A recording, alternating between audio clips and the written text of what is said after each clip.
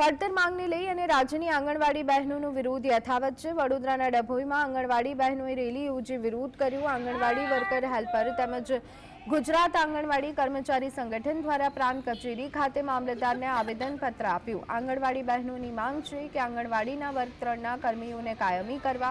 આ મુદ્દે કર્મચારી સંગઠનના પ્રમુખ વસુબેને કહ્યું કે ગુજરાત હાઈકોર્ટ દ્વારા 15મીના રોજથી અમારા તરફી ચુકાદો આપવામાં આવ્યો છે, તેમ છતાં સરકાર દ્વારા તેનો કોઈ જ પરિપત્ર કે પાલન કરાવવામાં આવતું નથી, જેથી અમે અમારી માંગ માટે રસ્તા પર ઉતર્યા છીએ। પરંતુ રાજ્ય સરકાર જો અમારી માંગને ધ્યાનમાં નહીં લે તો આગામી સમયમાં અમે ઉગ્ર આંદોલન કરીશું।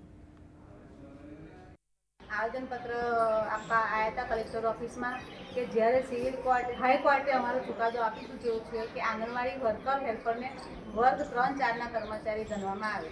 એના માટે અમે સરકારને અપીલ કરવાની છે કે હવે આ ચુકાદો હાઈકોર્ટે તો આપી દીધો છે, સરકારને અમારે કહેવું છે કે તમે આ ચુકાદો જલ્દી એનો 6 મહિનાની અંદર એનું રિઝલ્ટ અમને લાવીને